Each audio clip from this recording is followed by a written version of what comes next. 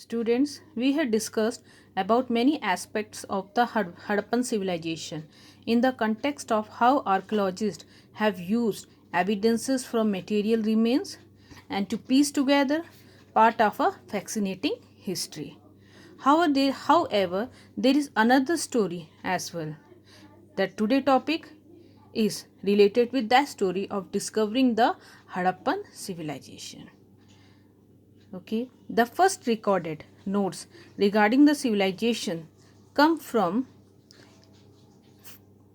the year 1826, described by Charles Mason in his narrative of various journey to Pakistan, who noticed the presence of mounded ruins at the small local town of Sahiwal in Punjab, which is in Punjab of Pakistan. After Charles Mason, the second individual insignificant visit to the Mount of Harappa was Alexander Cunningham, who made his way there in 1853 while serving in Pakistan. Cunningham did not realize the importance of the site because he could not he thought that it was the lost sites of the Buddhist. Okay, but he could not give a more detailed attention to it as he was active in the army till 1872. In the year 1853 he first time saw Harappa, and this was the time period of the construction of the Indian railways. He came to inspect how the railroads development was going on there. Okay, the British, they dug up Harappan bricks which they used as a blast on the rail bed or the rail or for the rail track, so resulting in the plundering of bricks and statues from ancient sites. Between 1853 and 1872, old brick structures had been dismantled at an alarming pace. About 100 miles of railway line connecting Lahore and Multan has been furnished brick blast from Harappa. So during the inspection, someone showed Sir Cunningham a few of the artifacts as seal that had been found during the construction project. Then Cunningham retired from the army. Okay, in the year 1861, he became the investigators of the Indian monument sites and the antiquities under a government-sponsored archaeological survey. Cunningham proposed investigation and recording the principles ancient sites in the British India. This investigation was to be based on the itinerary, it means travel books of the Chinese traveler, especially Huan Sang, who had traveled in India. So in 1871, a government department of archaeology was created and known as the Archaeological Survey of India. So Cunningham was its first director general and the of this Indian Archaeological Survey. Okay, then comes Cunningham confusions. So you have seen that Alexander Cunningham,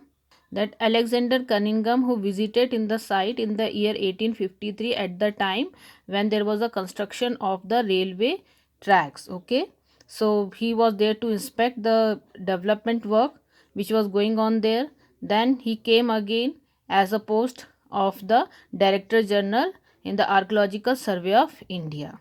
Okay, so when we talk about this Cunningham's confusion, what was this Cunningham confusion?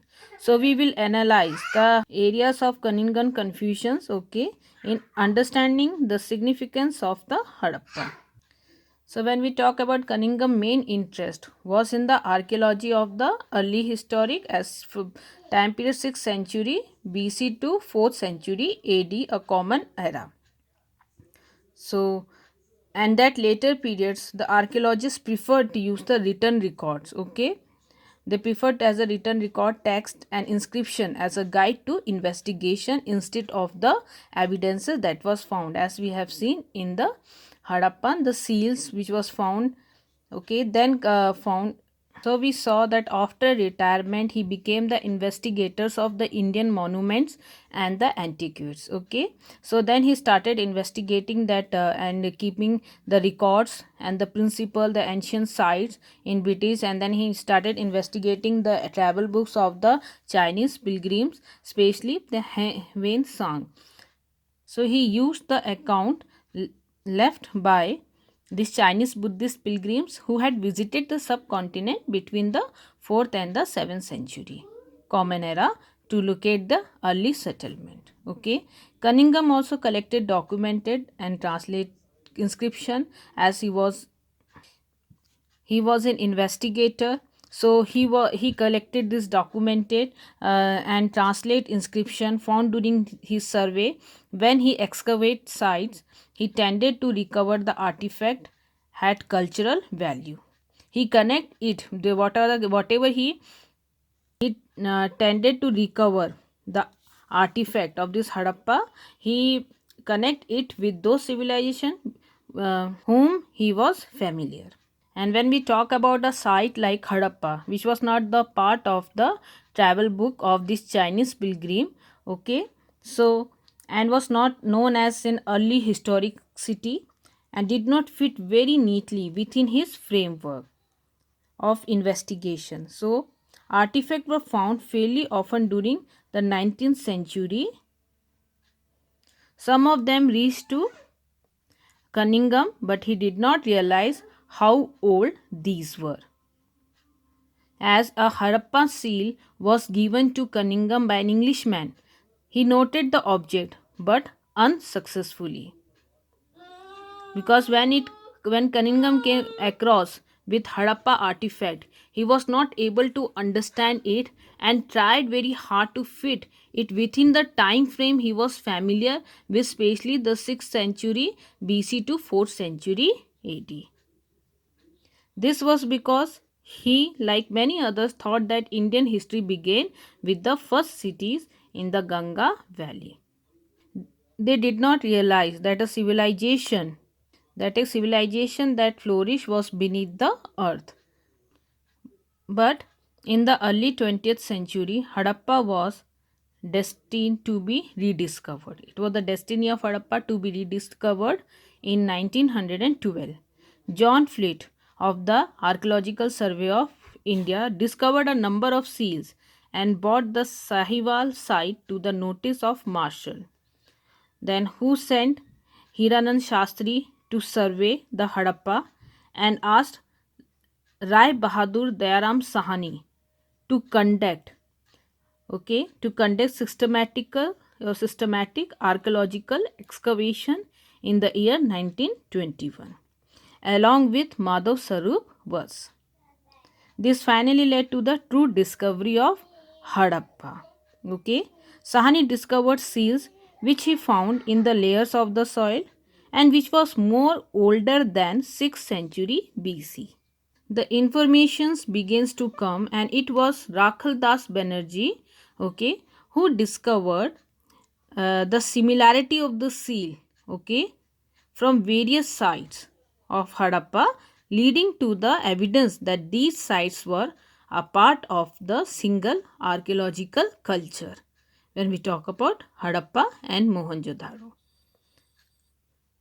So, archaeologist D.R. Bhandarkar and Rakhal Das Banerjee were dispatched by Marshall to Mohenjo-daro. So, in 1924, okay, this Marshall, who was the Director General of the Archaeological Survey of India, brought together Sahani words and the data from the excavations at Mohenjo-daro. So he brought the records of both sides. Okay, he instantly realized he was looking at something that could rewrite the history of the subcontinent. Okay, based on these evidences, John Marshall announced the discovery of a new civilization that we call the Indus Valley civilization to the world. It was then that the world knew not only a new civilization, they know about Indus Valley civilization, but they came to know that it was the contemporary to Mesopotamia. So John Marshall marked a major changes in the archaeology. He was the first professional archaeologist to work in India, okay, and brought his experience of working in Greece and Crete to this field. More importantly, like Cunningham, he too was too interested spec, uh, in spectacular finds. Okay, he was equally keen to look for a pattern for everyday life. He tended to excavate weighted horizontal units. Okay, he ignored the stratigraphic of the site as it improved excavations and archaeological dating method. So in stratigraphic excavation, deposits from sites are removed in reverse in order to determine when they are made, including the artifacts, the bones and soil samples containing organic matter, okay, found in the layer. Each layer provide a unique snapshot of a past culture. So here you see, so this all the artifact grouped together, even they are found in different stratigraphic layers. So you this valuable information regarding these find has been lost or had lost. So students, today we discuss about the discovery of Harappa, in which we saw excavations took place under Cunningham and John Marshall.